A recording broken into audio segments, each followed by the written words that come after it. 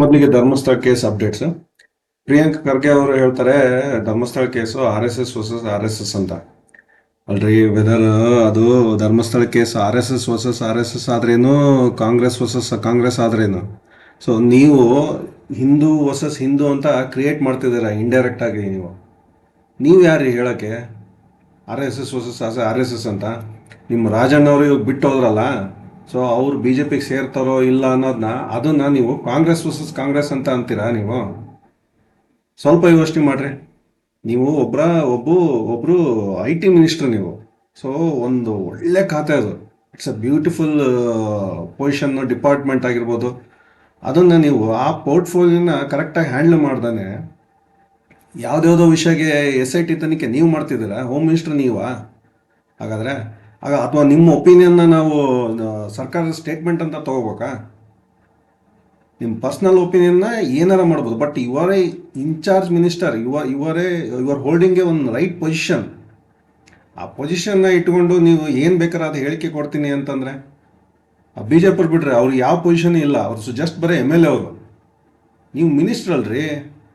ನೀವು ನಮಗೂ ಮಿನಿಸ್ಟ್ರೇ, BJPಯವ್ರಿಗೂ ಮಿನಿಸ್ಟ್ರೇ, ಕಾಂಗ್ರೆಸ್ನವ್ರಿಗೂ ಮಿನಿಸ್ಟ್ರೇ, ಎಲ್ಲರಿಗೂ ಮಿನಿಸ್ಟ್ರೇ ನೀವು. ಏನಾರು IT ಇಶ್ಯೂ ಆದರೆ ನಾವು ನಿಮ್ಮ ಹತ್ರನೇ ಬರ್ಬೇಕು ತಾನೆ. ನಾವೇನು BJP ಹತ್ರ ಹೋಗೋಕ್ಕಾಗತ್ತಾ IT ವಿಷಯನ? ಸ್ವಲ್ಪ ಯೋಚನೆ ಮಾಡಿರಿ.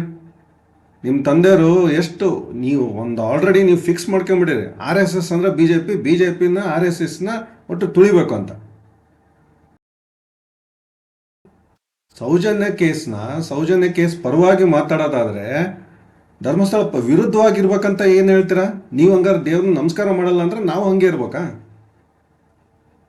ನಿಮ್ಮ ಏನೇನು ಖಾತೆಗಳು ಇದಾವ ಅದನ್ನು ನೆಟ್ಟಿಗೆ ಮಾಡಿರಿ ಫಸ್ಟು.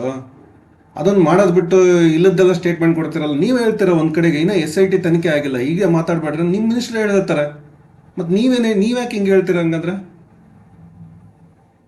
ಸ್ವಲ್ಪ ಯೋಚನೆ ಮಾಡ್ಬೇಕ್ರಿ ಮಾತಾಡೋಕ್ಕಿಂತ ಮುಂಚೆ. ಆದರೂ ಹೇಳ್ತೀನಿ, ಈ ಸೌಜನ್ಯ ಕೇಸ್ ಅಂತಿರಲ್ಲ, BJP ಹೇಳಿದ್ರು ಅಟ್ಲೀಸ್ಟ್ ಸುಪ್ರೀಂ ಕೋರ್ಟಿಗೆ ಹೋಗ್ತೀನಿ ಅಂತಂದ. ನಿಮ್ಮ ಕಡೆಯಿಂದ ನೀವೇನು ಮಾಡ್ತಿದ್ದೀರಿ? SIT ಟೀಮ್ ರಚನೆ ಮಾಡಿದ್ರೆ ತಾನೆ, ತನಿಖೆ ಆಗಲಿ ತಾನೆ, ಇನ್ವೆಸ್ಟಿಗೇಷನ್ ರಿಪೋರ್ಟ್ ಬರಲಿ ತಾನೆ. ಮತ್ತೆ ನೀವ್ಯಾಕೆ ಹಿಂಗೆ ಮುಂದೆ ಬಿದ್ದು ನೀವು ಹೇಳ್ತೀರಾ? ಅಂದರೆ ನಿಮ್ಮದು ವಾರಕ್ಕೊಂದ್ಸಲ ಸ್ಟೇಟ್ಮೆಂಟ್ ಇರ್ಬೇಕಂತನಾ TVಯಲ್ಲಿ?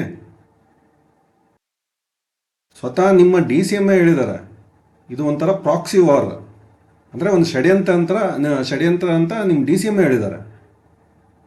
ಅವರು ಬಿಡ್ರಿ, ದಿನೇಶ್ ಗುಂಡೂರಾವ್ ಹೇಳ್ಯಾರ, ಹೌದಾ? ಅವರು ಇಂಟರ್ ಕ್ಯಾಸ್ಟ್ ಮ್ಯಾರೇಜ್ ಆಗಿ ಅವ್ರ ಮನೆಯಲ್ಲೇ ದೇವ್ರ ಪೂಜೆ ಎಲ್ಲ ಮಾಡ್ತಾರೆ, ಅವರೇ ಹೇಳ್ತಾರೆ. ನೀವು ಅನಾಸ್ತಿಕ ಇದ್ದೀರಿ ಅಂತಂದೇಳಿ ಎಲ್ಲರಿಗೂ ಹಂಗೆ ಇರಬೇಕು ಅಂತಂದರೆ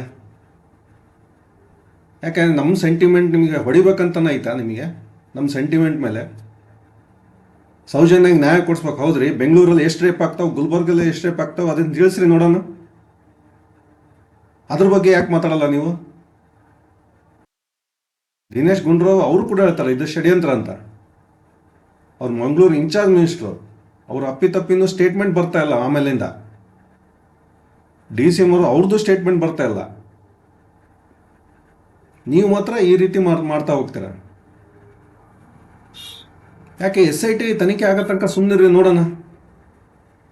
ನಿಮಗೂ ಸ್ವಲ್ಪ ಪೇಷನ್ಸ್ ಇರಲಿ. ಇಲ್ಲ ನಿಮ್ದು ಇನ್ವಾಲ್ವ್ಮೆಂಟ್ ಇದೆ ಇದರಲ್ಲಿ. ಓಕೆ, ನೀವು ಸೌಜನ್ಯ ಪರ ಹೋರಾಟಗಾರ ಅಲ್ಲ ನೀವು, ಅಥವಾ ನಿಮ್ಮ ಕಾಂಗ್ರೆಸ್ ಹೋದಾ ಸೌಜನ್ಯ ಪರ ಹೋರಾಟನ ನಿಮ್ಮದು? ಹಂಗಾರೆ ಚಾಲೆಂಜ್, ಸುಪ್ರೀಂ ಕೋರ್ಟಿಗೆ ಹೋಗಿ ನೀವು.